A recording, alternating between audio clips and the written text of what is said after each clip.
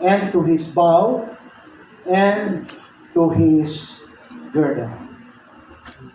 The next step, number 4, David became the best friend of the king's son. Okay. Nahimo siyang best friend ni Jonathan. Jonathan was a fighter. He's a good soldier. He even killed a lot of Philistines when they have hand-to-hand combat with his father, King Saul, in the previous chapter 14, chapter 15. Jonathan was a valiant man also. But David was a valiant man also. And that's why nakasinabot ni sila. And Jonathan, David love each other. Naimayon sa komentary, Pastor, kinsay bayot nila. Why bayot nila? They just a best friend to each other. Di na paulion ni Saul si David. Si Jonathan, David, ayaw na kuli. Aray na rin po yung usap mo. Kung sa'y gusto rin mo, akong espada, akong taming, akong sinina, tanan pagkaon din eh. Ibo! Kaya naman, as a brother, si Jonathan na in love kan David. And when Jonathan died, David said, your love to me is something else, passing the love of women. Grabe, no? Ang ilang friendship. Oh. Ikaupat, basta na kay amigo, na kay best friend, when we talk about friendship, na ay solid sa usa-usa. Amen? Oh, nahimo ba ng best friend? Di mo yung best friend, itungod panaaway siya, kay tungod, libakiro siya. Nahimo na nimong best friend, itungod pasaligan siya, na kay problema, na kay sayo, may mayan ka, badlungon ka, na kay mga abnormalities, kamayan ka, na kasi mo kasubo, wala lay nimo, dili sa kalisod, pagkalipay. You know, the Bible says the Lord Jesus Christ called us friends. You know why the Lord Jesus Christ called us friends? Because the Lord Jesus Christ saved us and trusted us. We are a friend. That's in John. No? Jesus Christ said, I call you friends. Okay? Friends has something to do with trust. Friends has something to do na masaligan ka. Young people, kinahanglan masaligan ka. Amen? Oh. Sige lang kakando, di ba hindi mo tumanon. Parastong parabol sa Matthew chapter 18, I think. When the master called his first servant, tingon siya, go to my vineyard, and the servant said, nga di masaligan. Amen! Oh. Kinahanglan, young people, masaligan ka. Amen. Inyong mga naong, di, kasaligan ba inyong mga naong? Kinahanglan, dili lang naong ang kasaligan, ang batasan mo yung masaligan ka. And you are the next generation. Oh. Sa among church, kami tanan, mga wanggits na. Ang natural winning, mga wanggits, we need young people in our church.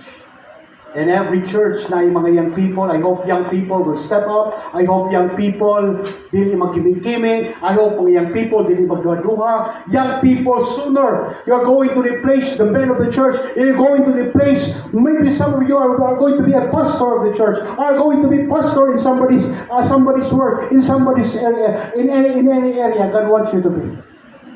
But you are the future. You are something. You have something that God is requiring your trustworthiness. Amen. You must be a man of your word. You must be a man of your choice, and you must be a man of your action. Na naging napasalig, hindi lang choices, no? Ang atong choice must be conformed to the will of God, to the word of God, and then you must be a man of action. Ayaw si daghang sulti. Ayaw si daghan og pasahi. Be a man of action. Action buhat.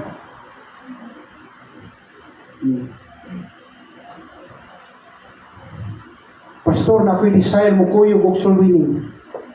Tuwa, kada Sabado. Naka-desire mo kuyog soul winning at hindi Sabado, nara kasi niya, kasi katulog. Matag sa'yo.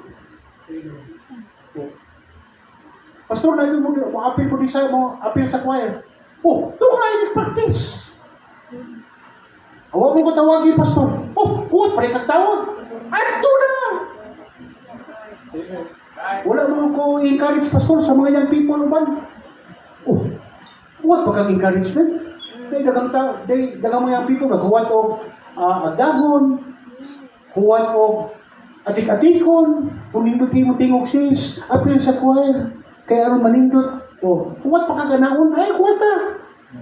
If you have desire to serve God, then go. Amen. Make time. Be available. Be involved. Participate. Ay nasipag pang-agda.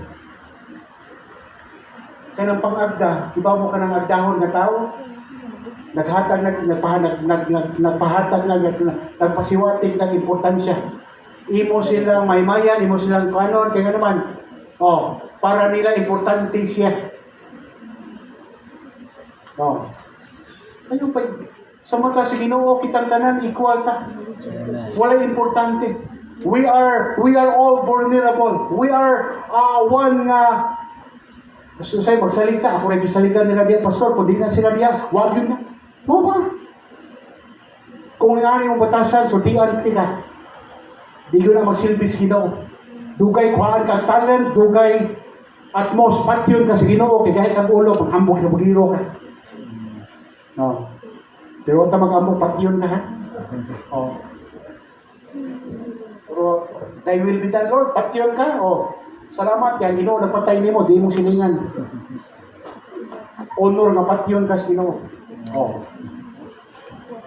Ayaw pa importansya ng people. Ayaw hulat o cabinet, ayaw hulat o na wala ka din sa conference ha para kasabaan mo. Kasi yung nauna ninyo nga napaiwali ugma, napaiwali unya.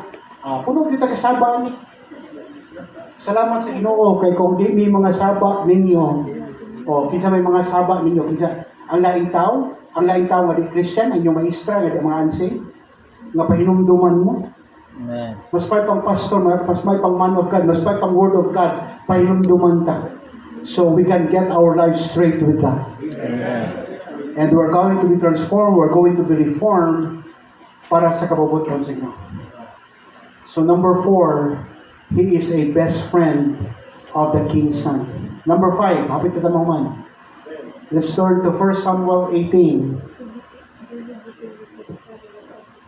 Verse number 11 to 15. Actually, na-promote si David rin, and Saul is getting inferior with David. Okay? Di gyud malikayan nga naisilos, no? Di gyud malikayan nga nahimo siyang best friend of King Saul, nahimo siyang best friend of King Jonathan, ni Jonathan, si Saul na hinihinay siya o kasuya. Now, there was a situation here in verse number 6, verse chapter 18. And it came to pass as they came when David was returned from the slaughter of Philistine, that the woman came out of all the cities of Israel singing and dancing to meet King Saul with tabrets, with joy, and with instruments of music. And the women answered one another as they played and said, Saul had slain his thousands, and David his 10,000. And during the time, Saul was very wroth. Saul was angry with David. Dana siya tawag na itong hatred complex, no? Kining zealous. Now in verse number 11, and Saul cast the javelin Saul cast the javelin, for he said, I will smite David even to the wall with it. And David avoided out of his presence twice. And Saul was afraid of David, because the Lord was with him and was departed from Saul. Therefore, verse number 13, Therefore Saul removed him from him and made him unsa? Captain over 1,000, and he went out and came in before the people. So after David became the best friend of the king's son, si David, ang iyang promotion, nahimo siyang unsa? Captain. Okay. Now, during that time, ang captain sa mga sundalo, during the time sa sundalo sa Israel, ang captain may pinaka-highest ranking. Captain. Pero pagbasa na ko sa Bible, naaday general sa Bible. Oh. And that word general in the army is just used once. Assignment gapo na ninyo kinsa nga general. Okay? Oh. Daghana gid mo assignment, pastor. Sa simbahan, I usually do that. Hatag ko assignment kay not all the time nga ang mga membro magsigil at paminaw o niya away basa-basa. So, I challenge them. Kinsa ang sundalo? It was David, soldier, who became the general of his army. That mentioned one time. Okay?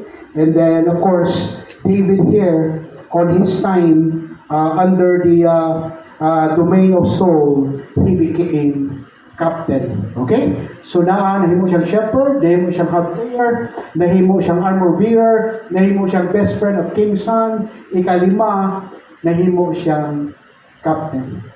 That speaks of David. David being a soldier. Okay. Number 5. Not only the humility of David, not only the availability of David, not only the servanthood of David, not only the trustworthiness of David. Number 5, the courage of David. Being a soldier, you need to be courageous. Sundalo ta sa Ginoo, pero mga talawan tanggad ko. Sundalo ta sa Ginoo, pero kusog kay ta mukakat. Gamay nga pabuto, managan na yun ta. Gamay nga pilas kaaway, mga pagsulay, mga trials, give up na yun ta.